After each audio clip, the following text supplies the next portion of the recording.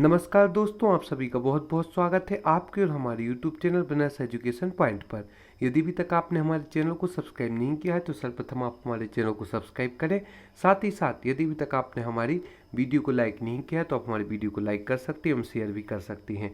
एवं आप description box में जाकर इंस्टामोजी के लिंक से हमारे मुख्य परीक्षा के नोट्स जो कि हैंड रिटन नोट्स एवं टॉपर्स के द्वारा बनाए गए उन्हें भी प्राप्त कर सकते हैं।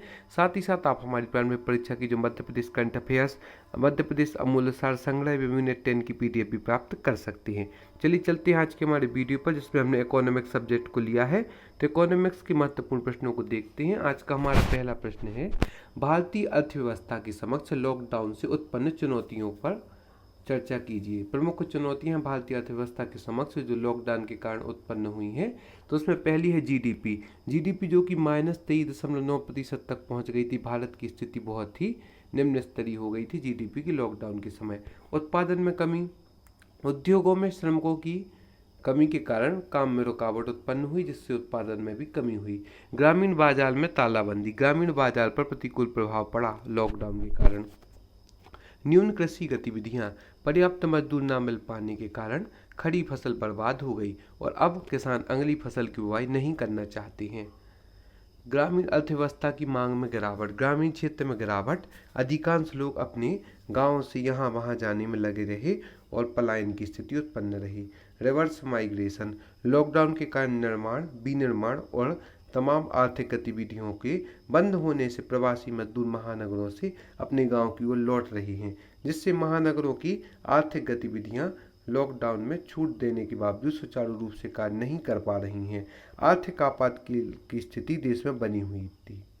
तो इस प्रकार से हमने प्रमुख चुनौतियों के बारे में जाना कि भारतीय अर्थव्यवस्था के समक्ष लॉकडाउन से उत्पन्न चुनौतियां। सर्वप्रथम तो जीडीपी में गिरावट 23.9% की गिरावट हुई थी, -23.9% की गिरावट जीडीपी में हुई थी। उत्पादन में भी कमी हुई, ग्रामीण बाजार में तालाबंदी, न्यून कृषि गतिविधियां उत्पन्न हुई, ग्रामीण अर्थव्यवस्था की मांग में गिरावट उत्पन्न हुई, रिवर्स माइग्रेशन और साथ ही साथ आर्थिक आपातकाल की स्थिति देश में बनी हुई है। इसके बाद का जो हमारा महत्वपूर्ण प्रश्न है वह है, क्षेत्रीय असमानता के लिए जिम्मेदार कारकों का वर्णन कीजिए। ऐतिहासिक रूप से भारत में क्षेत्रीय असंतुलन ब्रिटिश शासन से शुरू हुआ है। ब्रिटिश शासकों के साथ साथ उद्योगपतियों ने देश के केवल उन क्षेत्रों का विकास किया जो अपने हित के अनुसार समृद्ध और उत्पादन व व्यापारिक गतिविधियों से समृद्ध क्षमता रखते थे। प्रमुख कारण है सरकार द्वारा प्रोत्साहन। कुछ प्रांतों में पंजाब, हरियाणा, महाराष्ट्र, गुजरात, तमिलनाडु में राज्य सरकारों ने राजकोषीय प्रोत्साहन, साख व अन्य सुविधाएं दी ताकि उद्यमी निवेश के लिए प्रेरित हों। प्राकृतिक कारण रहे हैं जो क्षेत्रीय संतुलन के। पंजाब में उपजाऊ भूमि प्लस उत्तम जल है। राजस्थान में भी उपजाऊ भूमि एवं उत्तम जल दोनों ही निम्न है। कृषि की नई प्रौद्योगिकी कई राज्यों में अपनाया गया है। कृषि की नई प्रौद्योगिकी, आधारभूत सुविधाओं की कमी। पिछड़े प्रांतों में आधारभूत सुविधाएं जैसे शिक्षा, स्वास्थ्य, हाउसिंग, सड़कें, पानी, बिजली का अभाव होता है और वहीं पर जो अग्रणी प्रांत हैं उनमें आधारभूत सुविधाएं जैसे शिक्षा, स्वास्थ्य, हाउसिंग, सड़कें, पानी, बिजली की पर्याप्त मात्रा में व्यवस्थाएं होती हैं। सरकार राज्य में पहल की कम भावना। कुछ राज्यों जैसे बिहार, मध्य प्रदेश, राजस्थान आदि ने अपने राज्यों के विकास की ओर अधिक ध्यान नहीं दिया है। सरकारों की ओर से भी कम प्रयास किए गए हैं। वित्तीय संस्थानों की त्रुटिपूर्ण ऋण नीति। हमारी वित्तीय संस्थाएं वित्तीय ऋण प्रायः उन्हीं राज्यों को देती हैं जो पहले से विकसित हैं, जैसे महाराष्ट्र, गुजरात, पंजाब, हरियाणा। किंतु पिछड़े राज्यों जैसे असम, बिहार, राजस्थान आदि को इन वित्तीय संस्थानों की बहुत कम ऋण प्राप्त होता है, जबकि इन्हें आवश्यकता ज़्यादा होती है। राजनीतिक अस्थिरता। देश के कुछ राज्यों में अस्थिरता के कारण विकास दर बहुत धीमी है, उदाहरण के तौर पर मध्य प्रदेश एवं राजस्थान में। तो इस प्रकार से हमने इस प्रश्न में जाना कि ऐतिहासिक रूप से भारत में क्षेत्रीय संतुलन ब्रिटिश शासन से प्रारंभ हुआ। ब्रिटिश शासकों के साथ साथ उद्योगपतियों ने देश के केवल उन क्षेत्रों का विकास किया जो अपने हित के अनुसार समृद्ध उत्पादन व व्यापारिक गतिविधियों से समृद्ध क्षमता रखते थे। प्रमुख कारण सरकार द्वारा प्रोत्साहन भी रहा है, प्राकृतिक कारण भी रहे हैं कुछ, जैसे कि पंजाब में उपजाऊ भूमि प्लस उत्तम जल की व्यवस्था पर्याप्त और राजस्थान में निम्न है। कृषि की नई प्रौद्योगिकी भी कई राज्यों में अपनाया गया। साथ ही साथ आधारभूत सुविधाओं की कमी। पिछड़े प्रांतों में आधारभूत सुविधाएं जैसे शिक्षा, स्वास्थ्य, हाउसिंग, सड़कें, बिजली, पानी की अभाव रहता है और जो कि अग्रणी प्रांत हैं उनमें यह पर्याप्त मात्रा में पाई जाती हैं। सरकार में पहल की कम भावना। बिहार, मध्य प्रदेश, राजस्थान आदि में राज्यों के विकास की ओर अधिक ध्यान नहीं दिया गया है और अन्य राज्यों में दिया गया है। वित्तीय संस्थाओं की त्रुटिपूर्ण रणनीति भी है और राजनीतिक अस्थिरता भी एक प्रमुख कारण बनता है। बहुआयामी गरीबी सूचकांक दर पर टिप्पणी लिखिए। प्रयोग: गरीबी का मापन, इसके द्वारा गरीबी और अभाव की स्थिति का अधिक व्यापक मूल्यांकन किया जा सके। बहुआयामी गरीबी सूचकांक से तात्पर्य है। उसके पहले हम आपको एक जानकारी दे दें कि आप हमें फेसबुक पर, यूट्यूब पर, इंस्टाग्राम पर और टेलीग्राम पर भी ज्वाइन कर सकते हैं और टेलीग्राम पर ज्वाइन करके आप हमारी वीडियो के निःशुल्क PDF में कुछ भी ज्वाइन कर सकते हैं। चलिए चलते हैं आगे की वीडियो पर। इसका विकास: बहुआयामी गरीबी सूचकांक का विकास UNDP प्लस ऑक्सफोर्ड गरीबी एवं मानव विकास पहल इसके विकास की प्रमुख और इसके 10 संकेतक हैं। स्वास्थ्य, बाल मृत्यु दर, पोषण, इसके संकेतक शिक्षा, स्कूली शिक्षा, नामांकन, जीवन स्तर, जल, स्वच्छता, बिजली, खाना पकाने का ईंधन, फर्श, संपत्ति आदि जीवन स्तर के अंतर्गत आते हैं। भारत तुरंत आर्थिक विकास और व्यापक सामाजिक सुरक्षा उपायों के माध्यम से अपनी सभी रूपों में गरीबी को समाप्त करने के लिए एक व्यापक विकास रणनीति लागू कर रहा है। भारत में सामाजिक सुरक्षा की दिशा में राष्ट्रीय सामाजिक सहायता कार्यक्रम के तहत कई लक्षित पेंशन योजनाओं के माध्यम से बुजुर्गों सहित विकलांग वर्गों, बच्चों, महिलाओं, विधवाओं को कवर किया जा रहा है। मनरेगा वर्तमान में कोविड में निराशा के दौर में आशा की किरण बनकर आई है। इन उपायों से गरीबी को दूर किया जा सकता है। इस प्रकार से हमने बहुआयामी गरीबी सूचकांक के बारे में भी जाना और हमारा जो अगला प्रश्न है वह है यूनिवर्सल बेसिक इनकम। यह देश के प्रत्येक नागरिक को दिया जाने वाला एक आवधिक बिना शर्त नकद हस्तांतरण है।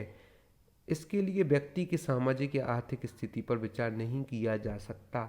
इसकी विशेषताएं: यह अपनी प्रकृति में सार्वभौमिक है, यह लक्षित नहीं है, यह बिना शर्त नकद ट्रांसफर है।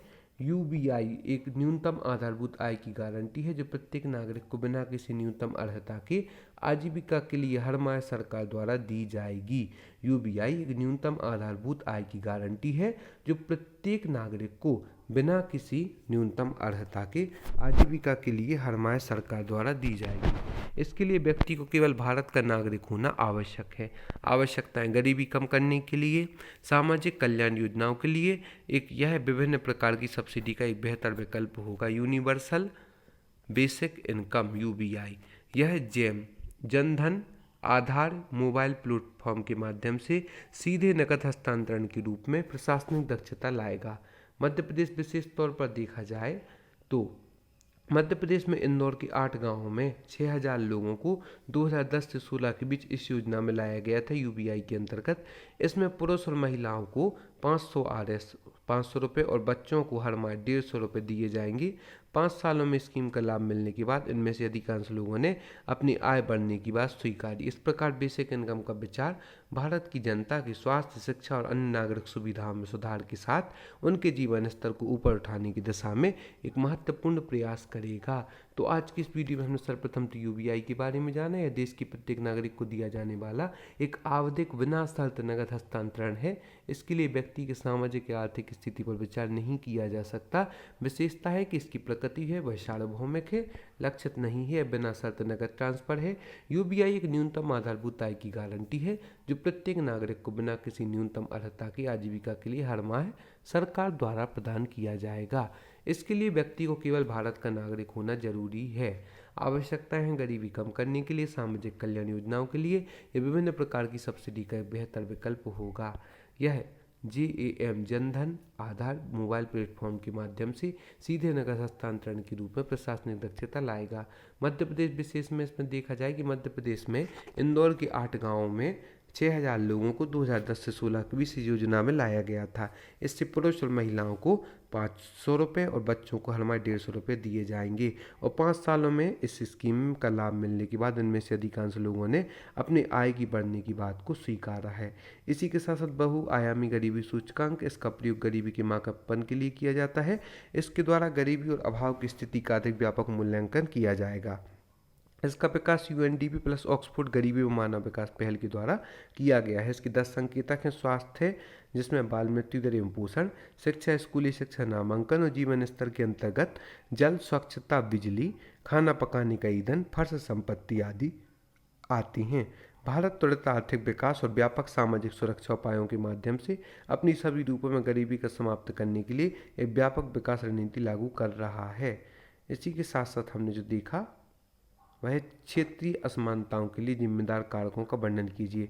तो हमने जाना सरकार द्वारा प्रोत्साहन, प्राकृतिक कारण भी हैं कुछ, कृषि की नई प्रौद्योगिकी भी प्रमुख कारण है, आधारभूत सुविधाओं की कमी, सरकार राज्य में पहल की कम भावना, वित्तीय संस्थाओं की त्रुटिपूर्ण रणनीति, राजनीतिक अस्थिरता भी प्रमुख समस्याएं रही हैं। इसी के साथ साथ हमने भारतीय अर्थव्यवस्था के समक्ष लॉकडाउन से उत्पन्न चुनौतियां, जो कि सर्वप्रथम जीडीपी में गिरावट, उत्पादन में कमी, ग्रामीण बाजार में तालाबंदी, न्यूनतम कृषि गतिविधियां, ग्रामीण अर्थव्यवस्था की मांग में गिरावट, रिवर्स माइग्रेशन आदि प्रमुख समस्याओं का सामना करना पड़ा। आर्थिक आपातकाल की स्थिति देश में बनी हुई थी। आप सभी को बहुत बहुत धन्यवाद हमारे इस वीडियो को देखने के लिए। हम आशा करते हैं आगे भी हमारे साथ यूं ही जुड़ी रहेंगे। यदि अभी तक आपने हमारे नोट्स से परचेस नहीं किए हैं तो डिस्क्रिप्शन बॉक्स में जाकर इंस्टा मौजूद लिंक से आप हमारे नोट्स से परचेस कर सकते हैं। साइंस एवं technology, ethics, polity, geography, Hindi आदि सभी सब्जेक्ट के नोट्स आप प्राप्त कर सकते हैं, जो कि हैंड रिटन से सिलेबस के अकॉर्डिंग है। साथ ही साथ आप मध्य प्रदेश करंट अफेयर्स की जो एक ईयर बुक बनाई गई है 2019 एवं 20 की, उससे भी मात्र 50 रुपये प्राप्त कर सकते हैं। और साथ ही साथ मध्य प्रदेश समुद्र शास्त्र संग्रह, जिसको आप लेते हैं तो आपकी यूनिट 9 की पीडीएफ बिल्कुल निःशुल्क दी जाएगी, उसे भी आप प्राप्त कर सकते हैं। साथ ही साथ प्रारंभिक परीक्षा की हमारी टेस्ट सीरीज भी ज्वाइन कर सकते हैं। धन्यवाद।